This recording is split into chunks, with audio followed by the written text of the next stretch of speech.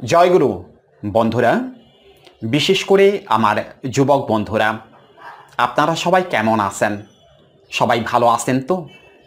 নাকি এক অসহ্য যন্ত্রণায়, এক ভয়ঙ্কর নেশার ফাঁদে পড়ে ধুকে ধুকে মরতেছেন, বের হইতে পারতেছেন না?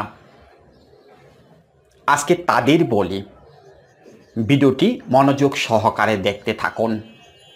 জীবন বদলে যাবে। আজকের ভিডিওটা দেখার পরে জীবন বদলে যাবে। অন্ধকার জগৎ থেকে কিভাবে বের হয়ে আসতে হয় আজকের ভিডিওতে সেটা জেনে যাবেন। আজকে আমার মনটা স্বাভাবিক কারণেই একটু বেশি ভালো। অর্থাৎ আজকে ঘুম থেকে ওঠার পরেই হোয়াটসঅ্যাপে একটা মেসেজ পেয়েছি। আমার এক রোগী, আমার মনেও নেই, সম্ভবত 1-1.5 মাস আগে তাকে কাউন্সেলিং করিয়েছিলাম। সেই রোগী আমাকে মেসেজ দিয়েছে, আমাকে শুভেচ্ছা বার্তা পাঠিয়েছে। শুধু একটা লাইন আপনাদের বলি, সে কি মেসেজটা দিয়েছে বা কি লিখেছে। স্যার, আপনি আমার জীবনটাকে বদলে দিয়েছেন। অন্ধকার জগৎ থেকে আপনি আমাকে বের করে নিয়ে আসছেন। আমি এখন খুব বেশি ব্যস্ত থাকি আপনার কথা মতো, অর্থাৎ আপনার কথা স্মরণ করে। সেই জন্য মেসেজটাও দেওয়ার সময়টা আমার হয়ে ওঠেনি। অনেক দিন পরে আমার কেন জানি মনে হলো স্যারকে একটু জানিয়ে দেই যে আমি ভালো আছি, আমি সুস্থ আছি। আজকে তার কথা আপনাদের আমি বলবো। এরকম প্রতিনিয়ত আমার কাছে অনেক মেসেজ আসে, কিন্তু কিছু মেসেজ কিছু রোগী দেয়। অর্থাৎ কিছু রোগী, আমি যাদের কাউন্সেলিং করাই তাদের মধ্যে কিছু রোগী আছে এক্সেপশনাল। তাদেরকে কাউন্সেলিং করাইতে করাইতে কেমন জানি একটা সম্পর্ক হয়ে যায়। এরকম অনেক রোগী আছে আমার, যারা 3-4 বছর আগেও কাউন্সেলিং করেছে, তারা আমাকে মেসেজ দেয়, তারা আমাকে মাঝে মধ্যে স্মরণ করে। বিষয়গুলো আমার কাছে খুব ভালো লাগে। কিন্তু কিছু রোগী থাকে এক্সেপশনাল, অর্থাৎ তাদের ঘটনাগুলো থাকে এক্সেপশনাল। সেই রোগীগুলো যখন মেসেজ দিয়ে আমাকে শুভেচ্ছা জানায়, তখন মনটা আনন্দে ভরে ওঠে, ভালো লাগে। অন্তত স্রষ্টাকে ধন্যবাদ জানাতে পারি যে হ্যাঁ, আমি পেরেছি। অবশ্য ওনার করুণা বা দয়া ছাড়া এটা হয়নি বা হয় না। একজন মানুষের মনের পরিবর্তন করে দেওয়া এত সহজ না। তাদেরকেই পরিবর্তন করে দেওয়া যায় যাদের আস্থা থাকে, বিশ্বাস থাকে। যিনি কাউন্সেলিং করাবে তার প্রতি অগাধ আস্থা এবং বিশ্বাস থাকে, তাদেরকেই পরিবর্তন করে দেওয়া যায়। তারা আমাকে কতটুকু বিশ্বাস করে, কতটুকু আস্থা আমার উপরে। সেই জন্য সবসময় আমি মহান স্রষ্টার কাছে কৃতজ্ঞতা প্রকাশ করি, তাকে ধন্যবাদ জানাই যে তিনি আমাকে হয়তো সেই ক্ষমতাটা দিয়েছে। তো সেই রোগী, অর্থাৎ আজকে যে পেশেন্ট আমাকে মেসেজ দিয়েছে, সেই রোগী কেন এক্সেপশনাল ছিল, তার ঘটনাটা কেন এক্সেপশনাল।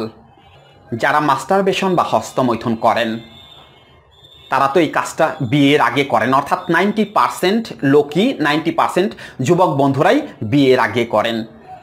বিয়ের পরেও যারা হস্তমৈথুন বা মাস্টারবেশন করেন, সেই বিষয়টা অবশ্যই এক্সেপশনাল। সেটা হয়তো 100 জনের মধ্যে 1 জন বা 2 জন তারা করেন। তাদেরকে যখন সঠিক পথে ফিরিয়ে আনা যায়, তখন সেই বিষয়টাই একটু এক্সেপশনাল হয়ে যায়। সেই রোগীটা একটু এক্সেপশনাল হয়ে যায় আমার কাছে। 3-4 মাস আগে এই যে পেশেন্ট আমাকে মেসেজ দিয়েছে, সেই পেশেন্ট আমার সাথে কিন্তু কথা বলেনি, কথা বলেছে তার ওয়াইফ, অর্থাৎ এই পেশেন্টের স্ত্রী। অনেকদিন ধরেই সে আমাকে হোয়াটসঅ্যাপে মেসেজ করতেছিল। আমাকে কল দেওয়ার সাহস পাচ্ছিল না, কেননা আমাদের ভিডিওতে সবসময় বলে দেওয়া হয় মেয়েদের কল করা নিষেধ। সেই জন্য সেই ভদ্র মহিলা আমার কাছে কল করার সাহস পাচ্ছিল না। নিয়মিত আমাকে মেসেজ দিয়ে যাচ্ছিল, আমি কোনো উত্তর দিতেছিলাম না। নিয়মিত আমাকে মেসেজ দিয়ে জানাইতেছিল, স্যার আমাকে একটু অনুমতি দেন আপনার সাথে কথা বলার জন্য। আমার সমস্যা নিয়ে আপনার সাথে আমি কথা বলবো না, আমার স্বামীর সমস্যা নিয়ে আপনার সাথে কথা বলবো। আমি প্রত্যুত্তরে সবসময় তাকে বলে দিতাম, আপনার স্বামীকে সরাসরি আমার সাথে কথা বলতে বলবেন। সেই মহিলা সেটা পারতেছিল না, অর্থাৎ তার স্বামী কিছুতেই আমার সাথে কথা বলতে চাচ্ছিল না। সেই মহিলা আমাদের ভিডিওগুলো দেখে আমাকে নিয়মিত এরকম মেসেজ দিতেছিল। একদিন আমি সেই মহিলাকে অনুমতি দিয়ে দিলাম, অর্থাৎ সেই ভদ্র মহিলা আমার বোনের মতো, তাকে আমি অনুমতি দিয়ে দিলাম যে হ্যাঁ, আপনি আজকে আমার সাথে কথা বলতে পারেন। সেই মহিলা কথা বলল তার স্বামীর সম্পর্কে, তার এই স্বামীর ভয়াবহ আসক্তির কথা সে আমাকে জানাইল।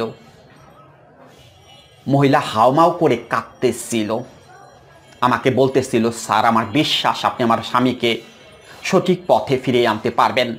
আপনার ভিডিও আমি নিয়মিত দেখি, শুধুমাত্র আমার স্বামীর জন্য আপনার ভিডিও আমি নিয়মিত দেখি। আপনি পারবেন স্যার আমার স্বামীটাকে সঠিক পথে ফিরিয়ে আনতে? আমি তার স্বামীর কিছু সিমটম সম্পর্কে তাকে জিজ্ঞেস করলাম, অর্থাৎ কিছু লক্ষণ তাকে আমি বললাম যে এই লক্ষণগুলো আপনার স্বামীর মধ্যে আছে কি না। পরে বলল যে হ্যাঁ, এই সবগুলো লক্ষণ আমার স্বামীর মধ্যে আছে। তার স্বামীর লক্ষণগুলো কী ছিল? তার স্বামী হুটহাট রেগে যেত, কোনো কথাই সহ্য করতে পারত না, সারাক্ষণ মাথা গরম, বাসায় সব কিছু তছনছ করে ফেলতো, বাহিরে যেত না, কারোর সাথে কোনো কথাবার্তা বলতো না, এমনকি সে কোনো কাজকর্ম করতো না। তখন আমি তাকে জিজ্ঞেস করলাম আপনার সংসার কিভাবে চলে? পরে সে বলল যে স্যার আমার শ্বশুরের অবস্থা খুবই ভালো, অনেক টাকা পয়সার মালিক, কিন্তু আমার শ্বশুরের সাথে স্যার আমরা একসাথে থাকতে পারতেছি না। অর্থাৎ শ্বশুরের বাসায় কিন্তু আমরা নাই, আমাদেরকে আলাদা একটা ফ্ল্যাটে রাখা হয়েছে, সব কিছু শ্বশুরই বহন করতেছে। শুধুমাত্র আমার স্বামীর কারণে সে কোনো কিছু করে না, কাজ টাজ কোনো কিছু করে না, সেই জন্য আমাদেরকে আলাদা করে দিয়েছে। আমরা আলাদাই থাকি, কিন্তু আমাদের খরচপাতি সব কিছু শ্বশুরই বহন করে। আমি বললাম সে কি এখন কোনো কিছুই করতেছে না? পরে বলতেছে না স্যার, কোনো কিছু করে না, এমনকি সে আমি যে রুমে আসি সেই রুমে পর্যন্ত থাকে না, সে আলাদা একটা রুমে সারাদিন বসে থাকে। কি করে সেটা উনি জানে, সারাদিন বসে থাকে। স্বাস্থ্যটা একেবারে নষ্ট হয়ে গেছে, একেবারে লিকলিকে হয়ে গেছে। অর্থাৎ আমার যখন তার সাথে বিয়ে হলো তখন সে দেখতে অনেক সুন্দর ছিল, এখন সে স্যার পুরোপুরি শেষ হয়ে গেছে। সারাক্ষণ কেমন যেন বিমর্ষ হয়ে থাকে, চুপচাপ থাকে, কথাবার্তা বলে না, কোনো একটা কথা বললেও সে হুটহাট রেগে যায়। তখন আমি ওনাকে বললাম যে এভাবে আপনি যতই কথা বলতেছেন তাতে তো কোনো লাভ হবে না, কেননা আপনার স্বামীর সাথে যদি আমি কথা না বলতে পারি, উনি যদি আমার কথা না শোনে, তাহলে তো আপনি কথা বলে কোনো লাভ হবে না। পরে বলতেছে স্যার আমি ওনাকে আপনার সাথে কথা বলার জন্য রাজি করাবো, আপনি শুধু অনুমতি দেন যে আপনি ওনাকে কাউন্সেলিং করাবেন কিনা। আমি তখন ওই ভদ্রমহিলাকে বললাম যে হ্যাঁ, আপনি তাকে আমার সাথে কথা বলিয়ে দেন, আমি কাউন্সেলিং করাবো। তখনও মহিলা কান্নাজড়িত কণ্ঠেই কথাগুলো বলতেছিল। আমি তাকে বললাম যে আপনি শান্ত হন, প্লিজ শান্ত হন, আপনি তাকে আমার সাথে কথা বলার ব্যবস্থা করে দেন, তার সাথে যেন আমি কথা বলতে পারি। 3-4 মিনিট কথা বলে সে রাজি হয়ে যাবে, অর্থাৎ কাউন্সিলিংয়ের জন্য সে রাজি হয়ে যাবে। আমার সাথে দেখেন সে 3-4 মিনিট কথা বলে কিনা। তখন সেই মহিলা বলল ঠিক আছে স্যার, আমি চেষ্টা করতেছি। ওই দিনই রাত 11টার সময় কল আসছে, ওই ভদ্রলোক কল করেছে, অর্থাৎ ওই মহিলার স্বামী কল করেছে, মহিলা কিন্তু আমার কাছে কল করেনি। রাত 11টার সময় ওই মহিলার স্বামী আমাকে কল করেছে, আমাকে বলতেছে স্যার আমি পরিচয়টা দিচ্ছি, আমার নাম অমুক, আমার স্ত্রী আজকে আপনার সাথে কথা বলেছে। আমি বললাম ও হ্যাঁ, আচ্ছা আচ্ছা, কেমন আছেন আপনি? পরে বলল যে স্যার আমি কেমন আছি আপনি জানতে চাচ্ছেন? আমার তো আত্মহত্যা করতে ইচ্ছে করতেছে, আত্মহত্যা। আমি বললাম আপনাকে আত্মহত্যা করতে হবে না, আপনি দেখুন 2-3 দিনের মধ্যে আপনার জীবন আমি পাল্টে দিতেছি, আপনি কি আমার কথা শুনবেন? পরে বলতেছে স্যার আমি শুনবো, আমাকে আমার স্ত্রী অনেক কিছু বলেছে আপনার সম্পর্কে, আপনার ভিডিও আমি কখনো দেখিনি, কিন্তু আজকে আমার স্ত্রী আপনার 2টা ভিডিও আমাকে দেখাইছে। তখন আমার একটা বিশ্বাস চলে আসছে যে হ্যাঁ আপনি পারবেন আমাকে এখান থেকে বের করে নিয়ে আসার জন্য।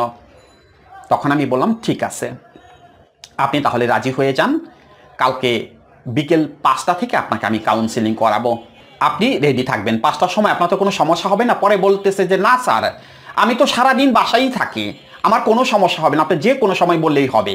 আমি বললাম ঠিক আছে, কালকে 5টার সময় আপনাকে আমি কাউন্সেলিং করাবো।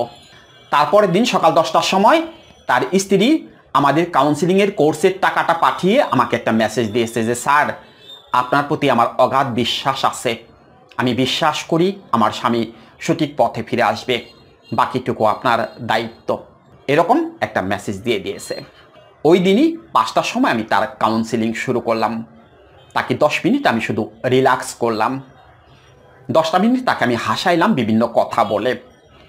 সে আমাকে বলতেছে স্যার এত ভালো লাগে হাসলে, আপনার সাথে কথা বলতেছি আমার মনে হচ্ছে জীবন এখনই পাল্টে যাচ্ছে, আমি স্যার কতদিন হলো হাসতে পারি না, আর আজকে আপনি স্যার আমাকে দিব্যি হাসাইতেছেন, আমি খিলখিল করে হাসতেছি, আমার যে কি ভালো লাগতেছে স্যার এটা আপনাকে আমি বোঝাইতে পারবো না।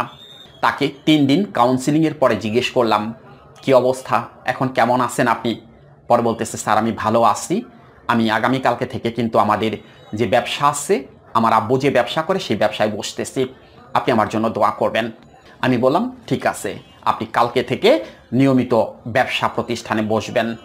অর্থাৎ এখন থেকে আপনার জন্য একমাত্র টার্গেটই থাকে কিভাবে টাকা ইনকাম করতে হবে, কিভাবে টাকা ইনকাম করা যায়। বাবার যত কিছুই থাকুক ওটা নিয়ে আপনি ভাববেন না, আপনি ভাবেন আপনাকে প্রতিষ্ঠিত হতে হবে, আপনাকে প্রচুর টাকা ইনকাম করতে হবে। বাবার প্রয়োজনে নয়, আপনার নিজের প্রয়োজনে আপনি প্রতিষ্ঠিত হবেন। আপনি ভাবুন 3 দিনের মধ্যেই তার ভেতরের আগুন আমি দাউ দাউ করে জ্বালিয়ে দিয়েছিলাম, সে জ্বলে পড়ে ছারখার হইতেছিল। শুধুমাত্র কথার মাধ্যমে তার ভেতরটাকে আমি পরিবর্তন করে দিতেছিলাম, তার ভেতরের সুপ্ত ঘুমন্ত আগুনটাকে আমি জ্বালিয়ে দিয়েছিলাম। সে জ্বলে পড়ে ছারখার হচ্ছিল আর সে নিয়মিত স্ট্রাগল করার চেষ্টা করতেছিল। যে লোক 12টার আগে ঘুম থেকে ওঠে না, 1টার দিকে সে সকালের নাস্তা করত, সেই লোক ফজরের নামাজ পড়ে এবং সে হাঁটতে যায়, ব্যায়াম করে, আরও অনেক কাজ করে, যে কাজগুলো আমি তাকে করতে বাধ্য করেছি। জীবন বদলে গেছে। একজন মানুষকে তার সংসারে ফিরিয়ে দিয়েছি, একজন ভদ্র মহিলাকে তার সংসার রক্ষা করে দিয়েছি। এটা আমি করে দিয়েছি বললে ভুল হবে। ওই যে বললাম যে দয়ালের করুণা ছিল, দয়ালের কৃপা ছিল, সেই জন্য তাকে আমি মোটিভেট করতে পেরেছি। জীবন তার বদলে গেছে।